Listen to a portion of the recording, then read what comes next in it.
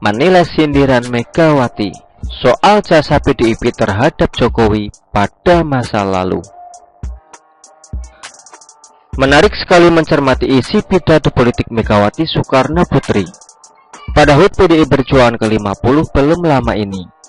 Ada banyak ulasan yang mencoba menafsir setiap bagian dari isi pidato tersebut, yang semuanya tentu hanya Megawati sebagai queenmakernya PDIP yang paham mengapa dia mengungkapkan hal-hal yang bisa dengan mudah menimbulkan mufti tafsir itu. Namun, soal kelakar Megawati bahwa Jokowi kasihan jika tidak ada PDIP, yang berarti tidak bisa mencalonkan diri sebagai wali kota Surakarta, ada benarnya sih, tapi juga tetap ada sisi lain yang rasanya perlu dipikirkan, terutama jika berbicara di pentas nasional ketika Jokowi maju sebagai capres untuk kedua kalinya pada tahun 2019 lalu.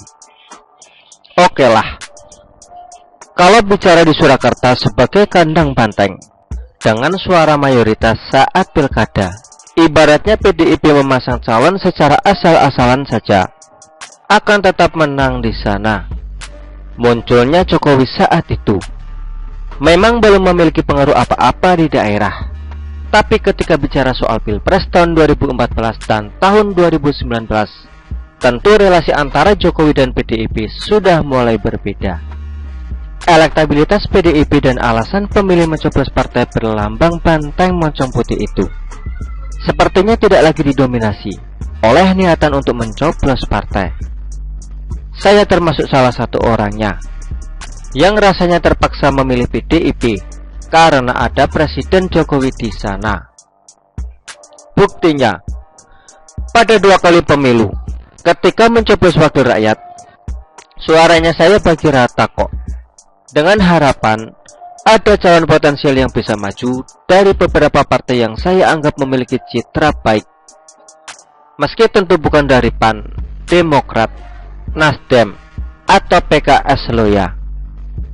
Bagi saya, Bu Mega yang mungkin bermaksud guyonan tampaknya perlu memperhalus sindiran politiknya ketika membicarakan masa lalu Jokowi. Bagaimanapun, beliau berbicara tentang sosok Presiden Republik Indonesia yang dipilih rakyat, sementara Bu Mega sendiri kalau maju belum tentu dipilih rakyat sebanyak Jokowi loh. Oke lah, jika ranahnya masih tingkat kota madya atau provinsi, kalau Bu Mega ingin menyinggung soal jasa partainya.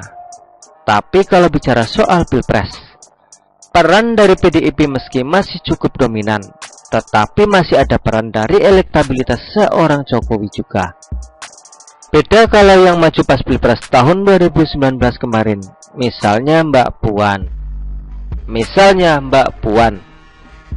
Atau kalau mau singgung soal itu, lakukan saja saat pertemuan terbatas yang tidak formal, sebagai bahan candaan saja, bukan pidato resmi kayak kemarin. Biar enggak terkesan merendahkan saja atau melebih-lebihkan jasa partai, karena konteks dan masanya sudah berbeda jauh. Jadi bagaimana sekarang? Ya silahkan lakukan tes saja dengan mengusung bakal capres yang berbeda dengan pandangan Jokowi. Misalkan Ganjar akhirnya maju dari jalur partai lain, meski sangat kecil kemungkinannya.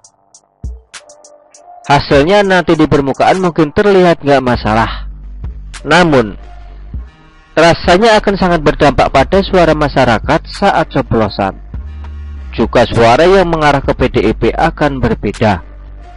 Kalau saya jelas kemana telunjuk Jokowi akan mengarah, disitulah suara saya akan pergi. Kalau Jokowi merapat ke calon dari Nasdem atau PKS gimana? Mungkin ada yang bertanya begitu. Pertanyaan ini sungguh bercanda. Begitulah kura-kura. Artikel ini diambil oleh siwo.com dan ditulis oleh Widodo SP. Bagaimana menurut Anda?